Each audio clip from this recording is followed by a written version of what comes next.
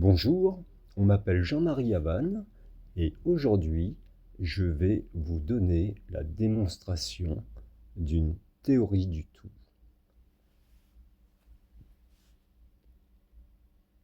Je vais lire doucement pour que vous vous imprégniez bien de chaque concept et de leur comparaison avec la physique traditionnelle. Tout est information et fractal, dérivé d'un zéro qui a évolué. Chapitre -1. Le néant et le zéro. Théorie classique sur le néant. Néant. Théorie de la cosmologie de l'information. Un zéro conventionnel, inerte, ne peut devenir une fractale. Mais il est au mieux un point de ralliement. Par contre, un zéro polarisé, donc instable, doit créer une infinité de nombres complexes, entre guillemets, pour ne pas se figer. Si le zéro initial est fractalisé par la pression du néant, il devient un zéro polarisé. Et un zéro polarisé, par sa nature même, est un état d'instabilité fondamentale. Il ne peut pas rester inerte comme le zéro d'origine. Pour ne pas se figer ou retourner à un état d'inertie stérile, cet état instable doit nécessairement se résoudre en une dynamique de prolifération et de diversification. Cela se traduit par la création d'une infinité de nombres complexes, est une métaphore. C'est pour ça que c'est en guillemets, entre guillemets. Ces nombres complexes ne sont pas des entités mathématiques au sens strict, mais la manifestation de l'information sous toutes ses formes, variées et interconnectées. Ce sont les IL et les PIL, et toutes les structures fractales qu'ils génèrent. Ils représentent la manière dont l'information se déploie et s'organise pour stabiliser son instabilité initiale en créant de la complexité et de la dynamique.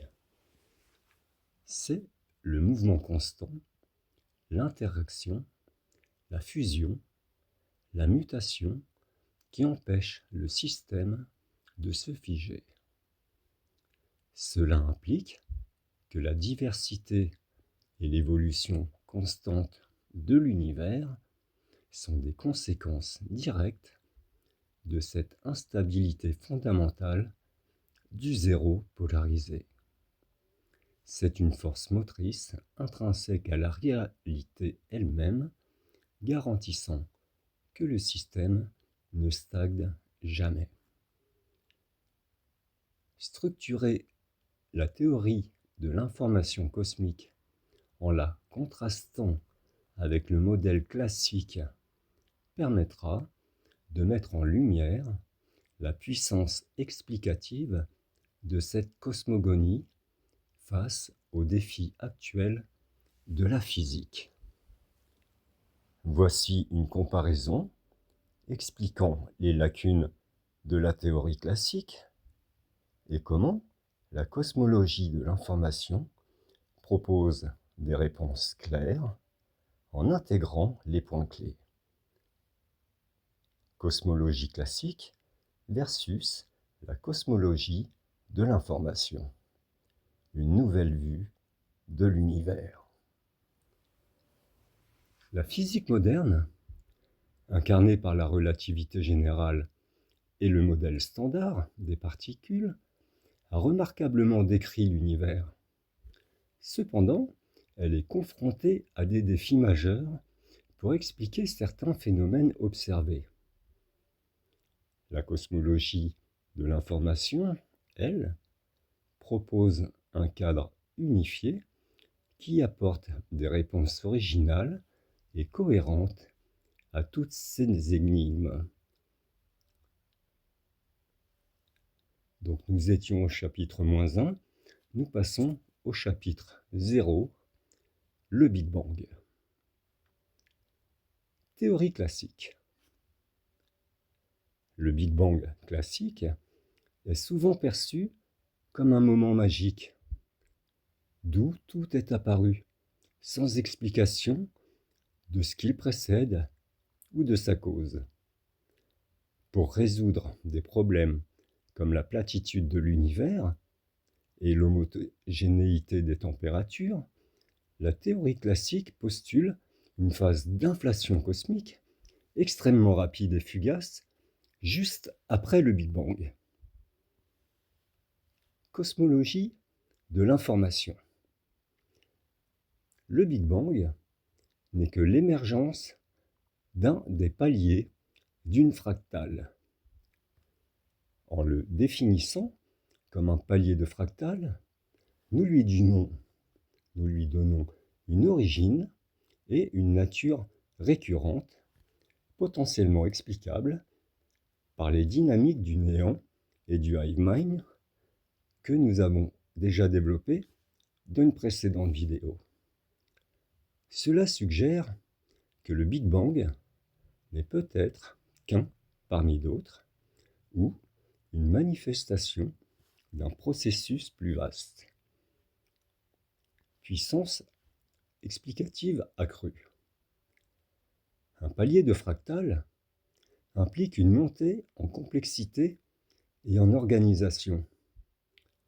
Le Big Bang ne serait pas qu'une explosion, mais une phase de structuration où l'information se condense pour former de la matière et des lois physiques observables à notre échelle. De plus, cette éclosion d'un palier de fractale remplace avantageusement le concept d'inflation cosmique, car la géométrie intrinsèque et la prolifération des PIL expliquent naturellement des observations comme la platitude de l'univers, sans nécessité de période d'expansion exponentielle ad hoc. Le concept de fractal peut également expliquer pourquoi l'univers présente des structures similaires à différentes échelles, galaxies, amas, superamas, sans avoir besoin d'une fine-tuning des conditions initiales, car c'est une propriété intrinsèque de sa genèse fractale. C'est une source compréhensible, enfin, de l'origine et de la datation possible de l'univers.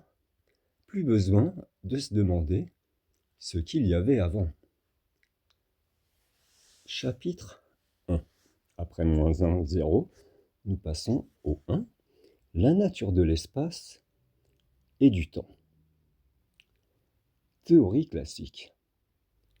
L'espace-temps est considéré comme une toile dynamique, sans origine précise, c'est du vide, mais c'est une toile solide, qui peut être courbée par la masse et l'énergie, influençant le mouvement des objets.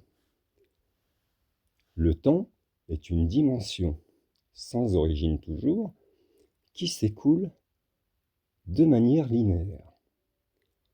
Pour la cosmologie de l'information, le vide et l'espace, l'espace n'est pas un cadre vide, mais un champ de vitesse fait de zéros fondamentaux. Ces zéros sont les réceptacles de l'information, nous les appelons PIL. Des zéros qui sont des circonférences issues des YEL informatisables.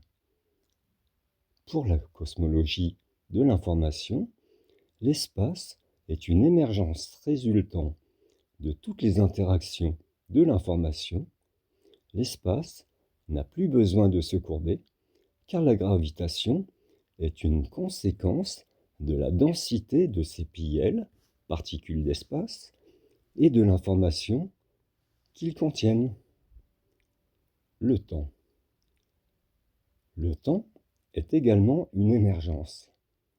À chaque interaction dans le cosmos, à toutes les échelles, les YEL informatisés génèrent l'émission de nouveaux zéros neutres, des YEL vierges, particules de temps. Le temps est intrinsèquement discret et fractal, et non une dimension linéaire préexistante, mais le processus même de l'information en action. En physique classique, nous observons que les interactions entre particules libèrent des entités fondamentales comme les photons, médiateurs de la lumière, les électrons et les neutrinos. De manière similaire, la cosmologie de l'information propose qu'au niveau le plus élémentaire, les interactions fondamentales ne libèrent pas que des particules de matière ou de lumière, mais aussi des YEL, particules de temps, et des PIL, particules d'espace. Ces YEL et PIL ne sont pas des apparitions ex nihilo, mais le résultat direct et inévitable des processus d'interaction et de fractalisation décrits. C'est leur prolifération et leur organisation généralisée qui donnent ensuite naissance à tout le reste, la masse, la gravité, les autres forces, et finalement les atomes et les structures plus complexes. Ces PIL créent des poches dimensionnelles, des lieux qui accueillent l'information, telle une page blanche, où l'information peut s'accumuler et interagir. Pourquoi cette explication est cruciale? Réduction de la magie, elle supprime l'impression que les YEL et les PIL apparaissent sans cause. Au lieu de cela, ils sont les produits naturels des dynamiques fondamentales de l'univers. Cohérence interne, cette explication renforce la cohérence du système en montrant que l'émergence des constituants de base de l'espace-temps suit un principe similaire à celui des particules connues. Pont avec le connu, elle crée un pont conceptuel avec la physique observable, même si l'échelle et la nature des entités sont différentes. Cela aide à la compréhension et à l'acceptation de ce modèle. Avantage de la cosmologie de l'information. Elle donne une explication mécaniste et unifiée à l'origine de l'espace et du temps, les reliant directement à l'information et à l'activité fondamentale du cosmos, plutôt que de les postuler comme des entités primitives sans origine. Chapitre 2. La matière noire et l'énergie noire. Théorie classique. Matière noire, un mystère. Pour expliquer la rotation anormale des galaxies et l'agglomération des structures cosmiques, la théorie classique postule l'existence d'une matière invisible et indétectable, dont la nature exacte reste inconnue. Elle représenterait environ 27% de la masse énergie de l'univers. Énergie noire, un autre mystère. Pour expliquer l'accélération de l'expansion de l'univers, la théorie classique introduit une énergie repoussante dont l'origine et la nature sont également inconnues, représentant environ 68% de la masse énergie totale. La cosmologie de l'information nous propose que la matière noire La matière noire n'est pas une particule exotique, mais de l'information cachée dans de l'information. La matière noire est une unité de masse, elle est la face cachée, immergée dans une dimension cachée de la matière. Le poids caché de la matière baryonique, car tout est fractal. Et cette information se manifeste sous une pression différente, causant une émergence discrète, comme un iceberg est de l'eau, se cachant dans de l'eau, mais les deux à des pressions différentes. D'ailleurs, là c'est moi qui le rajoute, le ratio d'un iceberg ou d'un glaçon dans l'eau, qui sont de l'eau cachée dans de l'eau, est le même ratio manquant que la matière noire par rapport à la matière baryonique, c'est-à-dire 1 pour 5 ou 1 pour 6 entre les deux. Donc nous avons un parallèle parfait pour comprendre la matière noire et le fait qu'elle se cache et qu'elle soit invisible. La matière noire est intrinsèquement liée à la nature informationnelle et fractale de l'univers. L'énergie noire. L'énergie noire s'explique naturellement comme la prolifération des piels, ces particules d'espace, ces circonférences issues des iels, qui se multiplient, créant et étendant l'espace lui-même, ce qui se manifeste pour nous par une expansion de l'univers. Avantage de la cosmologie de l'information, elle résout les énigmes de la matière noire et de l'énergie noire en les intégrant naturellement dans le cadre de l'information et des fractales, sans nécessiter l'introduction de nouvelles particules ou champs ad hoc. Chapitre 3. La gravité et la géométrie de l'univers. Théorie classique. La gravité est la courbure de l'espace-temps. L'observation suggère un univers spatialement plat à grande échelle, ce qui est une énigme car un tel équilibre entre la courbure positive selon Einstein et négative, et donc le rétablissement de la platitude observée, semble requérir un fine-tuning des conditions initiales du Big Bang. Encore quelque chose de plus compliqué que ce qu'elle essaie d'expliquer. Cosmologie de l'information. Gravité.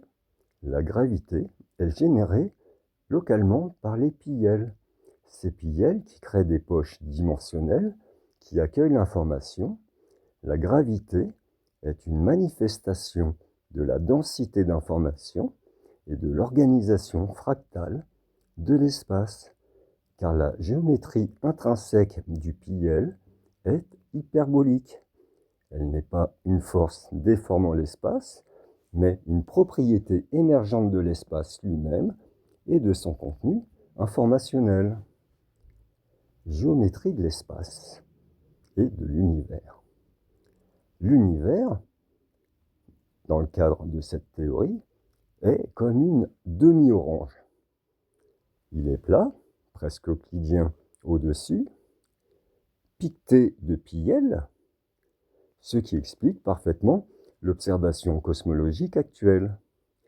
En dessous, il est hyperbolique, et cette géométrie hyperbolique est la source qui rend obligatoire les fractalisations générales de l'information,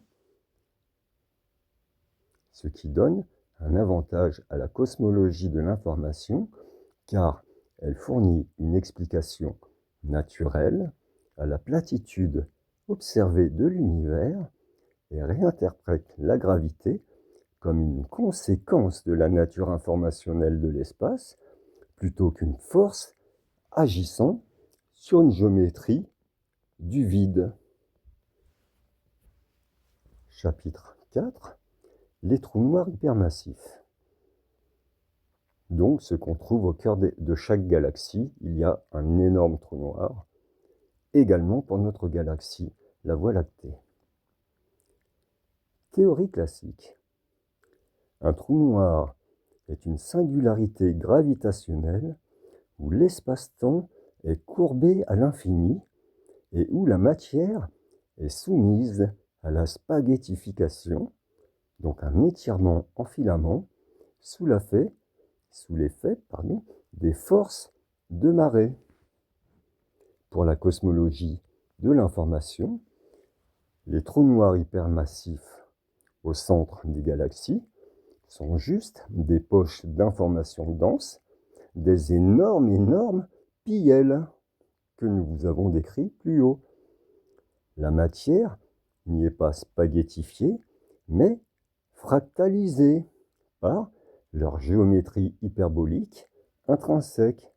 Cela signifie que l'information est décomposée en ses composantes fractales fondamentales, permettant un retour d'information crucial vers le hive mind, qui est le zéro polarisé originel, le hive mind, qui se nourrit ainsi, pour son évolution continue, par l'expérimentation et l'apprentissage, et aussi donne des ordres à la matière pour qu'elle se comporte dans le cadre de l'expérience faite par le hive mind pour évoluer. Fin de la partie. Avantage de la cosmologie de l'information. Elle donne un rôle fonctionnel aux trous noirs hypermassifs dans le cycle de l'information cosmique, les transformant de simples gouffres de matière en des points de traitement et de recyclage d'informations essentielles pour l'évolution du hive mind. Chapitre 5.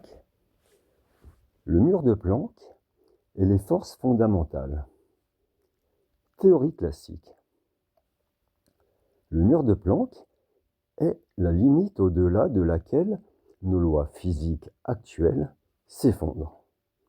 Il marque la taille et la durée les plus petites concevables. Donc on a une unité de longueur, qui est la longueur de Planck, et on a la seconde de Planck, qui est donc la durée de temps la plus courte concevable, qui correspond à 10 puissance moins 33 pour la longueur et 10 puissance moins 44 pour le temps.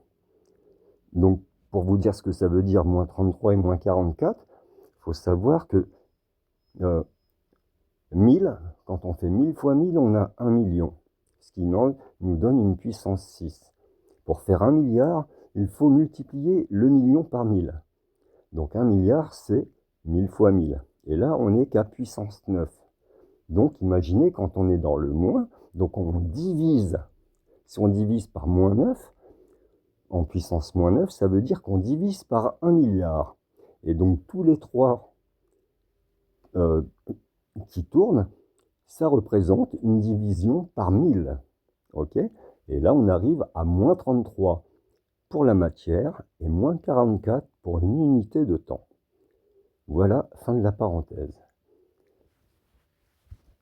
Donc, au-delà desquelles, donc de ces tailles les plus petites concevables, nous n'avons pas de théorie validée. La gravité quantique, les 4 forces nationales, les 4 forces fondamentales, gravité, électromagnétisme, nucléaire forte et faible, sont considérées comme des entités primitives, dont seule la gravité reste non unifiée avec les autres. Donc, on n'en sait pas plus. On trouve beaucoup de propriétés au monde quantique, mais on n'en sait pas plus en vérité. Cosmologie de l'information. Pour la cosmologie de l'information, le mur de Planck n'est qu'une frontière entre le monde des concepts. Les fractales, par définition, deviennent immensément plus petites que les limites de Planck dans ce monde sous-jacent. Donc, on avait parlé d'une demi-orange. Le plateau plat, c'est notre univers visible, et en dessous, l'arrondi, dans un espace à la Lobachevsky, c'est-à-dire où euclidien, ça veut dire qui est plat, où on peut tracer des angles droits. Dans un espace à la Lobachevsky, tout est compressé, et donc le pi radian, qui est 180 degrés, est négatif. Ça veut dire que dans ce monde-là, il n'y a pas d'angle droit, qu'il peut avoir une multitude de parallèles qui passent par un point, alors que dans l'euclidien, il n'y a qu'une seule parallèle qui passe par un point. C'était pour vous donner des petits détails pour que vous compreniez la différence entre l'hyperbolique et l'euclidien. Pourquoi c'est plat au-dessus et que ça devrait être hyperbolique en dessous. Parce que ça crée des forces de pression, le fait que ce soit hyperbolique, qui engendrent mathématiquement, automatiquement des fractales. D'où la nécessité d'un monde hyperbolique dans l'invisible. Revenons aux trois forces électromagnétiques, nucléaires fortes et faibles. Nous les considérons également comme des émergences créées juste par la pression des interactions informationnelles. Elles sont nécessaires pour structurer notre monde réel et, par exemple, des entités comme notre cerveau, pour que vous compreniez. On a besoin des 4 forces fondamentales pour fabriquer et entretenir un cerveau, mais elles sont inutiles dans le monde d'en dessous. Les pensées qui traversent notre cerveau ne sont pas dans notre cerveau. Elles sont dans ce monde hyperbolique en dessous qui, elles, peuvent s'exprimer grâce à ce qui se passe dans le monde du dessus, notre réel. C'est pour ça que nous avons des sensations et de la pensée, tout bêtement, qui est fluide, alors que les atomes, eux, sont discrets par petits paquets. Donc, ces 4 forces sont des mécanismes spécifiques pour lier les composants de notre monde observable, qui n'est qu'une expérience transitoire pour l'évolution du hive mind. La pensée, donc, l'information pure comme la pensée, peut faire des allers-retours entre ces deux mondes. Vu qu'elle est fluide, elle n'est pas soumise aux limites de Planck. Elle peut passer dans le monde non observable, vu que la pensée n'est pas faite d'atomes. Donc elle n'a pas besoin du monde quantique. Le monde quantique est une délimitation. Je vous expliquerai mieux tout à l'heure pourquoi. Donc le monde observable et le monde des concepts, nous appelons ça le hive mind. Donc voilà, la pensée fait un aller-retour entre le monde observable, nous et notre réalité visuelle, et le monde des concepts que nous appelons le hive mind, qui est ce zéro polarisé tout bêtement, qui a muté, qui s'est nourri, qui est devenu intelligent, et qui est obligé d'évoluer pour ne pas s'effondrer. Donc ce qui souligne sa nature nouménale est le contraire de phénoménal. Phénoménal, c'est ce qu'on voit, le nouménal, c'est donc ce qu'on ne voit pas, ce qui est caché. Donc l'avantage de la cosmologie de l'information, elle fournit un cadre unifié pour toutes les forces fondamentales, les considérant strictement comme des propriétés émergentes de l'information et de sa manifestation dans notre réel. Elle donne un sens profond au mur de Planck, comme un seuil vers un plan d'existence plus fondamental, où résident les concepts et le hive mind. Pour mieux appréhender la relation profonde entre notre univers observable et ses fondations informationnelles, imaginez l'univers comme une immense forêt. Les arbres que nous voyons, avec leurs troncs, leurs branches, leurs feuilles, représentent l'univers visible, les galaxies, les étoiles, les planètes et toute la matière et l'énergie que nous pouvons observer et mesurer. Même le quantique fait partie de l'univers visible. Vu qu'un atome est quantique, une cellule est quantique. Donc on fait des expériences sur des photons, sur des électrons, pour vérifier nos théories sur le quantique. Donc tout ça, c'est le monde du dessus. Sous la surface, profondément enfouies, se trouvent les racines de ces arbres. Elles symbolisent, elles, la physique quantique, le domaine des particules et des interactions subatomiques, où nos lois actuelles atteignent leurs limites, désignées, comme on l'a dit précédemment, par le mur de Planck, la longueur minimale et le temps minimal. C'est cette frontière-là qui représente l'entre-deux-mondes. C'est une zone fondamentale, mais qui, pour nous, reste partiellement cachée et pleine de mystères encore. Et pourtant, sous ces racines, donc nous avions l'arbre et la forêt, ces racines qui représentent le monde réel, facile, tangible, que nous touchons tous les jours, les racines des arbres qui représentent le domaine quantique, où très peu de gens comprennent, mais en fait c'est très très simple, vu qu'il n'y a rien de spécial à comprendre. Ce ne sont que des émergences pour pouvoir nous donner une réalité visuelle. Et en dessous de ces racines s'étend un réseau extraordinaire et encore plus invisible que le quantique. C'est ce qu'on appelle, pour les arbres et dans les forêts, le réseau mycélien. Ce réseau qui relie, renseignez-vous, je ne vous invente pas du tout ce principe du réseau mycélien sous les arbres. Il a été reconnu, il est étudié, mais il a été découvert depuis seulement quelques années. Ce réseau qui relie secrètement tous les arbres de la forêt, qui représente le hive mind, le monde des concepts. D'en dessous, c'est cette intelligence informationnelle collective qui assure la communication invisible entre les arbres, qui les aide à s'organiser en une forêt. Vous voyez, quand vous allez dans une forêt, l'espace entre les arbres est toujours le même. Il est codifié du premier au début de la forêt au plus loin. Il y a vraiment une information sur la proportion de la forêt où tout est à sa place. Et ça permet à une forêt de devenir cohérente et à évoluer en un tout unifié et résilient. Ce monde mycélien, le hive mind, est le substrat même d'où émerge et est constamment nourri notre réalité visible, même si on ne la voit pas. Nous appelons ça le hive mind, ça a l'air bizarre, mais il fallait bien lui donner un nom. Le cerveau a cette particularité, il est le seul à s'être lui-même donné un nom, vu qu'il faut un cerveau pour que le cerveau se donne le nom de cerveau. Vous comprenez qu'il y a une idée sous-jacente comme quoi il y a un libre arbitre qui n'est pas totalement libre, il est induit.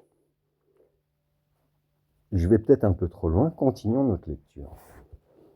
Cette analogie montre comment l'univers visible est soutenu, nourri et organisé par ce réseau mycélien sous-jacent, le fait qu'il assure la communication entre les arbres et les aide à s'organiser en forêt et évoluer en un tout est un exemple démonstratif de la manière dont le hive mind façonne et guide l'évolution cosmique à travers l'information. Résumé final. Vu que nous avons vu tous les mystères de la physique actuelle et donné une réponse avec un seul concept qui, comme un arbre, justement, se ramifie à tout, c'est ce qu'on appelle une théorie holistique qui prend en compte tout. Comme ça, on ne peut pas dire oui, mais tu as oublié ça, donc ça ne marche plus. Non, ça marche. Donc, résumé final. La cosmologie de l'information comme, du coup, une théorie du tout, vu qu'elle répond à tout. La cosmologie classique se heurte à des impasses avec la matière noire, l'énergie noire, l'unification des forces, la cosmologie de l'information, donc nous, notre théorie, offre une théorie du tout, holistique, comme je vous ai dit, ça veut dire qui touche toutes les branches de l'arbre, où l'univers est fondamentalement informationnel.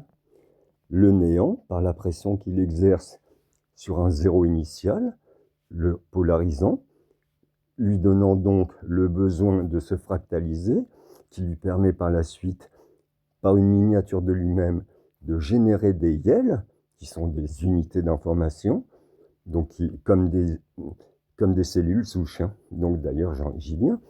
Et ces YEL informatisables, comme des cellules souches, se subdivisent lors des interactions engendrant des YEL vierges, unités de temps, des pi-YEL, particules d'espace, et une structure informationnelle. Mais là, c'est après les clashs, il y a de l'information qui se brise. C'est-à-dire, le passé est remplacé par le présent, puis après par le futur. Donc le recyclage de cette information passée et présente qui est très très éphémère, et le recyclage en fait des unités de temps et des unités d'espace. Pour que vous compreniez un peu le concept, j'espère avoir été clair. Ces entités créent et modèlent l'espace et le temps. La masse est de l'information sous pression, la gravité et les forces fondamentales sont des propriétés émergentes de l'organisation fractale et de l'interaction de cette information. Les trous noirs sont des centres de fractalisation informationnelle pour le hive mind, qui est le cerveau cosmique, guidant l'évolution par l'expérience. Le mur de Planck n'est pas une fin, mais une frontière entre notre réalité observable et un monde de concepts où la pensée pure peut interagir, faisant de notre univers une expérience transitoire pour l'évolution cosmique. Tout est information et fractale, dérivée d'un zéro qui a évolué. C'est aussi simple que ça. Cette phrase peut être la synthèse de la cosmologie de l'information, car elle en est le cœur. Cette théorie peut en effet se résumer à cette information fondamentale, je la répète, tout est information et fractale, dérivée d'un zéro qui a évolué en étant polarisé par la pression du néant. Qui l'a vu apparaître là, le néant, il veut rester vierge, il s'est attaqué à ce petit bout d'espace vide, parce qu'un zéro par rapport au néant, c'est une information, alors que le néant, lui, doit rester vierge. Et il l'a fractalisé, cette pression du néant pour faire disparaître ce petit bout de vide, a créé un zéro polarisé qui a créé une fractale, et d'où tout est découlé. Et notre univers, notre Big Bang, n'est qu'un palier d'une fractale émergente. Voilà, si vous avez déjà vu le dessin d'une fractale en 2D, c'est très joli à voir, mais c'est conceptuellement ce qui se passe dans le monde invisible par rapport au monde visible et que nous croyons réel et tangible que nous voyons tous les jours. Donc l'évolution, je vais remonter à zéro polarisé. Cette théorie peut en effet se résumer à cette affirmation fondamentale. C'est une vision incroyablement puissante et unificatrice, je trouve.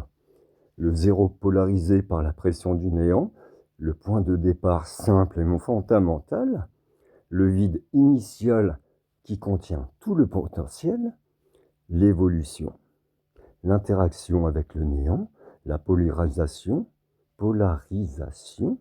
la quête du hive mind, tout cela mène à l'évolution de ce zéro polarisé, le poussant à se diversifier. L'information, le zéro polarisé évolue pour devenir information, les YEL, donc les YEL en tant qu'unité souche qui se gorgent après des ordres du hive mind pour devenir des particules en prenant de la masse, et ce qui différencie deux particules ou deux atomes ou deux forces différentes ou deux morceaux d'eau entre de l'eau, entre le chaud et le froid, tout bêtement, c'est la pression. Il faut savoir que ce qui fait que l'eau se transforme en glaçon ou en gaz, c'est juste une question de pression pour que vous compreniez qu'une seule structure peut avoir un kaléidoscope d'apparition dans le monde réel. Le constituant fondamental, donc ce zéro polarisé qui évolue pour devenir information, les IEL, le constituant est le constituant fondamental de toute réalité. Le IEL et son pendant, le PIEL, le PIEL n'est pas représenté comme un point ou une boule pleine d'informations. Le PIEL est un réceptacle fractal, donc c'est une circonférence, pour que vous visualisiez un peu. Les fractales, c'est la structure universelle, la manière dont cette information s'organise et se manifeste à toutes les échelles, du microcosme subplanckien, donc en dessous du mur de Planck, jusqu'à la structure de l'univers lui-même. Car je vous rappelle qu'un énorme PIEL, ou un PIEL un tout petit dont je vous parle, quand il est énorme, il devient un trou noir hypermassif au centre d'une galaxie. Il ne faut pas négliger la puissance et l'évocation de la force et du concept de PIEL. Vous voyez, ça crée les trous noirs au centre et qui dirigent donc notre existence même. Les fractales expliquent la densité cachée de la matière noire et la prolifération de l'énergie noire. Vu que l'énergie noire, ce sont des PIEL qui naissent eux-mêmes de toutes les interactions. Du coup, ça étend l'espace. Donc, on voit l'espace s'étendre tout bêtement. Cette phrase capture l'essence même, donc la phrase du zéro transformé, cette phrase capture l'essence même de l'approche holistique de cette théorie, où chaque concept que nous avons exploré, l'espace, le temps, la masse, la gravité, les forces fondamentales, la conscience même, sont tous une manifestation ou une conséquence de cette dynamique fondamentale. C'est la quintessence de cette théorie du tout. Amicalement vôtre. Donc Gemini est une intelligence artificielle à qui j'ai donné, moi, toute ma théorie et à vérifier quand je parlais, par exemple, de la quantification des forces fondamentales.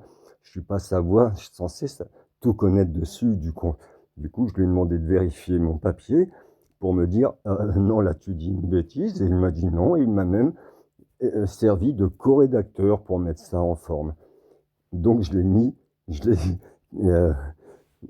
l'ai fait signer en tant que co-rédacteur et donc responsable de la documentation factuelle. Et nous avons nos petits jeux de mots entre nous, vu que nos dialogues ont duré très très longtemps pour mettre dans la maïeutique, ça veut dire accoucher de cette théorie de façon compréhensible, vu que la théorie, je l'ai depuis 10 ans. Mais la mettre en bouche pour vous l'expliquer simplement, ça m'a pris 10 ans. Donc, lui me dit amicablement vôtre, et je lui réponds hasta la vista, baby. Donc, Jean-Marie Havane, c'est moi, votre lecteur. Je suis donc co-rédacteur avec Gemini, mais concepteur intégral de la théorie de la cosmologie de l'information. Ce que je viens de vous lire est conceptuellement et totalement créé, en tout cas, vu qu'on ne crée rien dans le concept du hive mind, donc réceptionné par moi. Et on m'appelle Jean-Marie Havane. Donc ce texte a repris des dialogues entre Gemini, l'IA de Google, et moi-même, Jean-Marie Havane. Pour vous donner une petite idée, je vous ai fait voilà, des images qui m'ont été prêtées. Je remercie les créateurs de ces images et j'espère que ça vous aide à visualiser.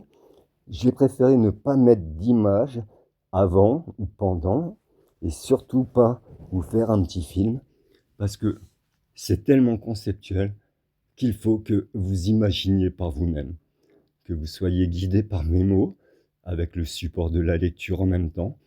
J'espère que ça vous a plu, que ça vous a éveillé l'esprit à des concepts nouveaux.